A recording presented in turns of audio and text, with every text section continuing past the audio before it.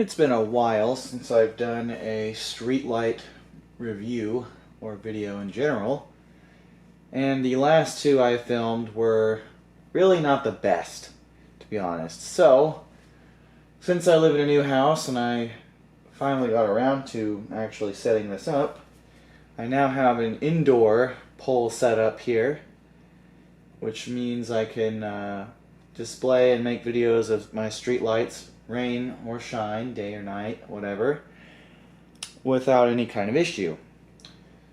So, the first street light I'll display here is my Cooper / Crouse Hinds, really more Crouse Hinds OVM street light, which I got about a year ago now. Well, maybe not a year yet, but close to a year ago.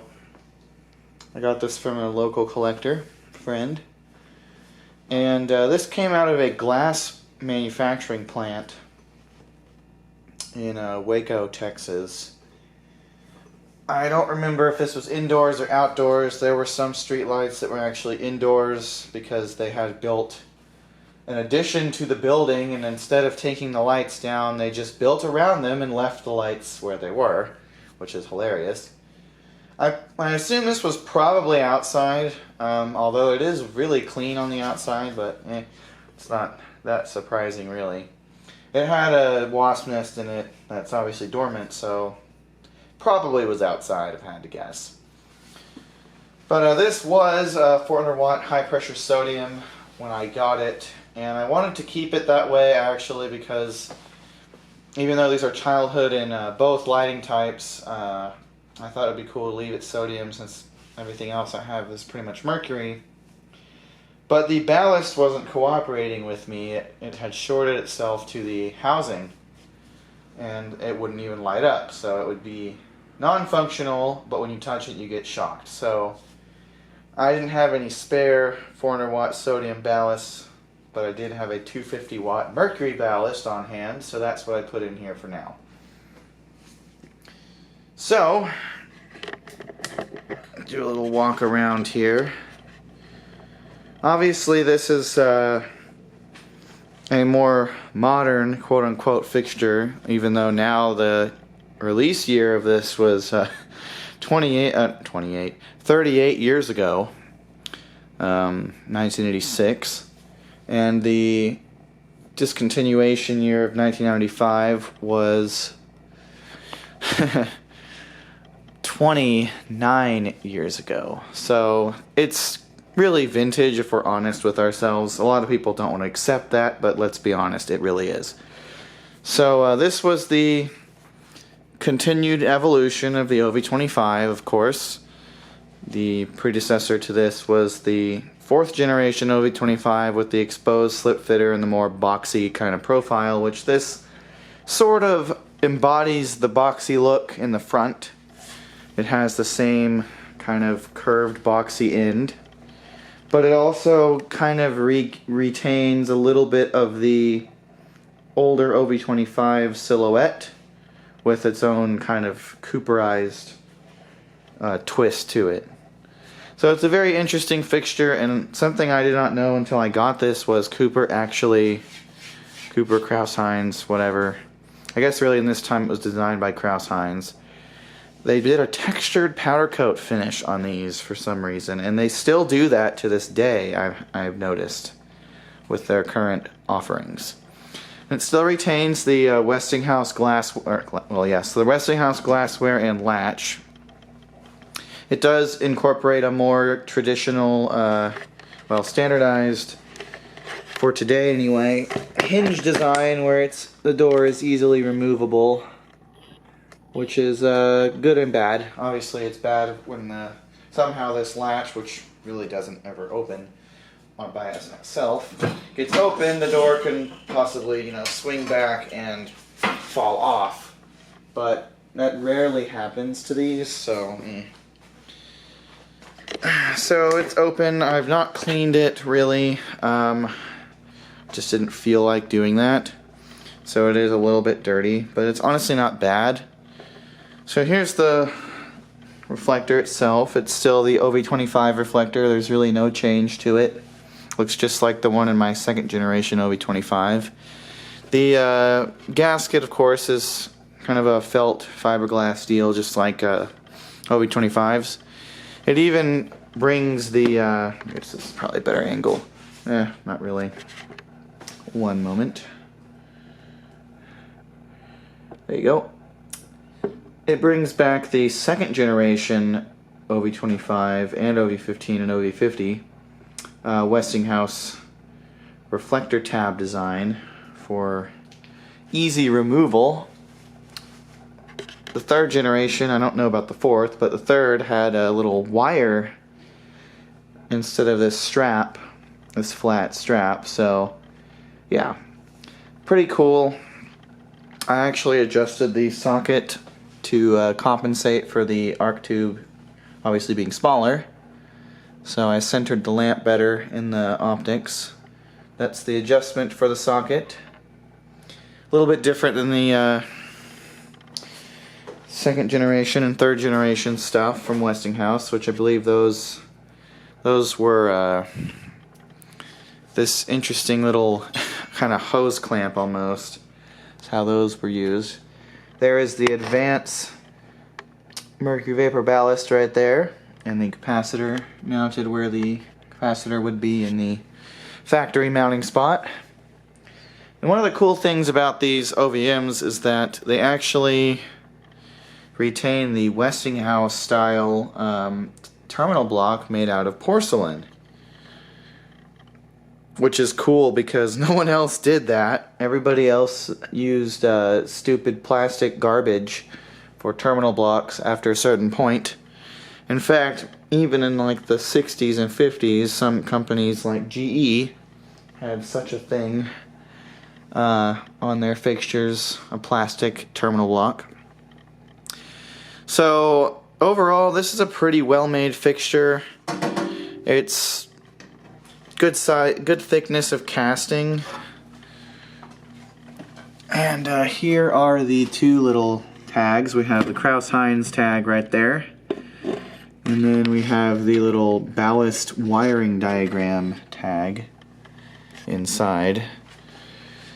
So, and then this has the numbers for the socket positions right here. And the way it works is you loosen that screw, and then you slide the little pin right there out of the hole, and then you move it forward, and then you put it back into the numbered slot you want it to be in. So pretty cool system, very easy to use, easy to understand. A lot of the mounting points are actually the same, or very similar to an OV25. And of course it does have a photocell on it and photocell socket, which it moved to the rear, which I guess it was already in the rear for the 4th gen OV25. Which, for the record, Cooper / Crouse Hinds inherited that design of fixture in 1983 when they bought Westinghouse's street lighting division. And so that's why this has so many design cues from Westinghouse, for those who are unaware. That's because they owned, I guess they still do own actually, the rights to the Westinghouse tooling and designs for street lighting. So that's why it has the exact same glass that an OV25 would have, and very much an influenced style from the OV25. So enough blabbing about the build and everything else about the fixture. I know why everybody is here. They want to actually see this thing run. So we will go ahead and do that.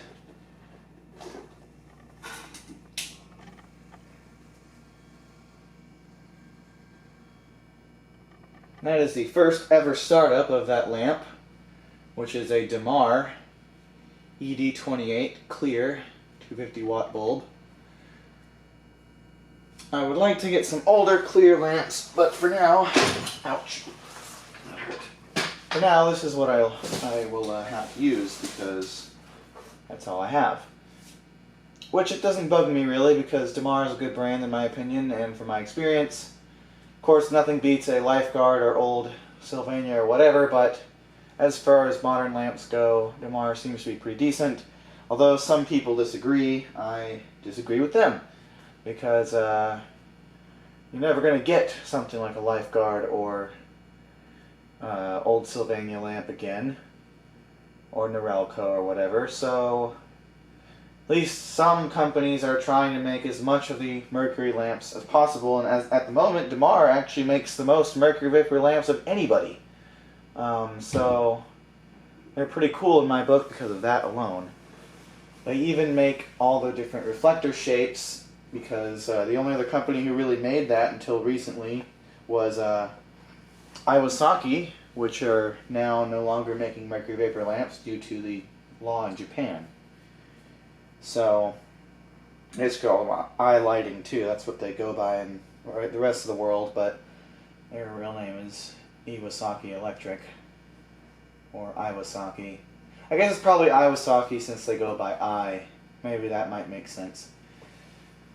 But anyway, it's cool to see this lit up in clear mercury, like it's supposed to be in my eyes. I had a coated Iwasaki lamp in it earlier, and I did make one take of this video already with the coated lamp, and I decided that I would redo it with the clear. So yeah, I'm used to seeing these in clear mercury or HPS, although I've also seen them running metal halide lamps at a city park that I grew up in. I grew up around. They would sometimes lamp the mercury fixtures with metal halide bulbs, and then when those went out, they put another mercury bulb back in it. So there was an OVM or two running metal halide. So I've seen them running all three types of bulbs, although the ballast, of course, was still a mercury ballast for the metal halide one. Not sure if I'm going to eventually convert this back to HPS or leave it Merc, but for now it's nice to have a 250 watt fixture, because there really aren't any of those around me in actual installations, since for some reason that wattage never really gained a lot of popularity here. So it's nice to see that in a practical use scenario on a pole, so I can kind of see how a general idea of what the light spread would be and all that stuff. Even though it's a medium fixture, it's still cool.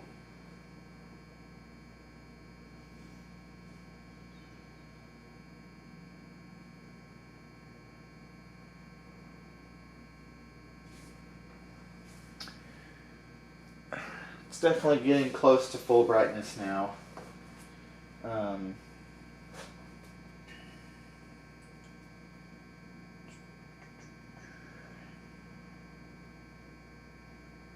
But yeah, there are quite a few of these around me as we speak right now. As I speak right now, there are a bunch of mercury and HPS ones currently on, because it is nighttime.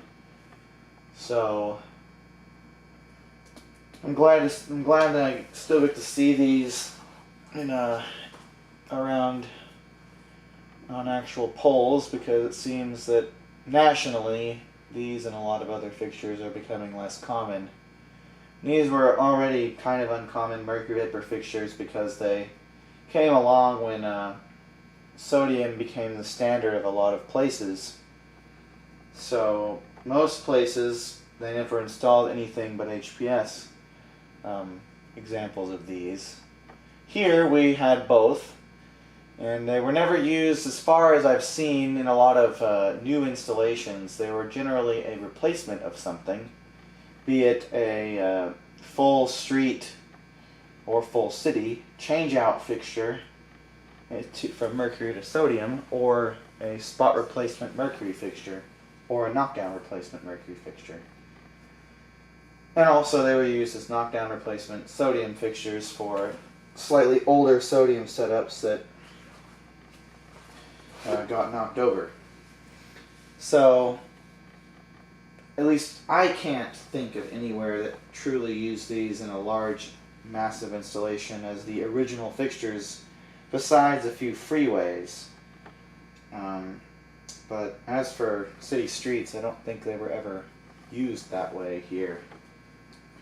Which is a shame. They're really cool, and I wish they were used in large installations as the beginning fixture, but it just never worked out that way, I guess. They seem to like using American Electric M400 125s or M400 R2s from GE as the default fixtures for new streets, and also American Electric 25s, the later years of those as well.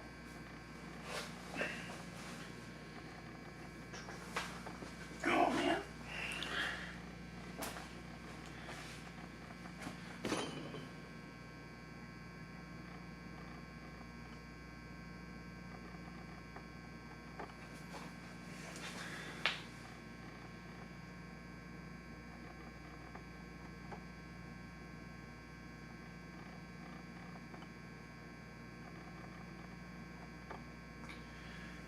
Does look rather hilarious on my small short pole, as the fixture itself is basically the same length as the arm, or probably longer, honestly.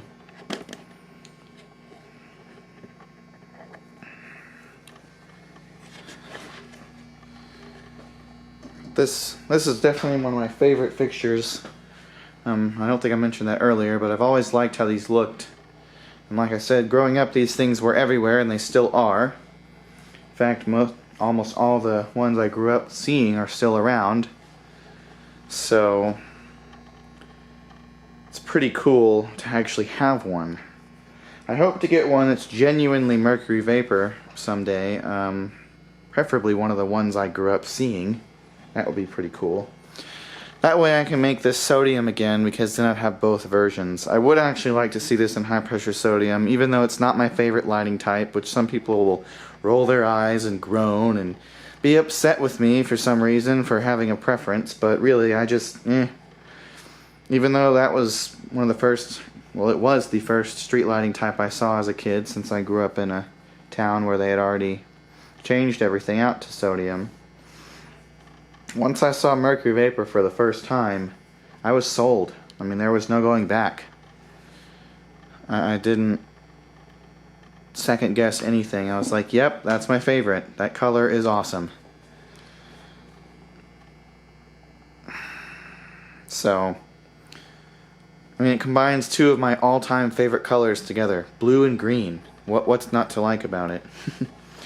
So yeah, that's pretty much all I have to say about this light. I know it was a kind of long video, but I'm sure those who are interested in seeing a genuine overview of a street light would appreciate the amount of time I spent actually showing this off, instead of my bad attempts at videos when I had some street lights in the trees, which was a cool setup, but definitely wasn't good for in-depth videos of anything. That's kind of nice with the light on like that.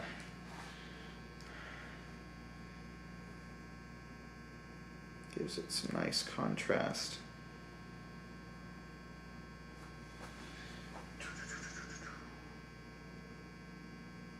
Well, that is pretty much all for this video.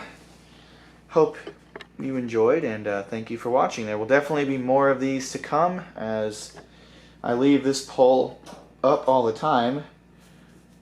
I will be filming every single one of my street lights very soon. So yeah, thank you for watching again, and I hope you enjoyed. Till next time.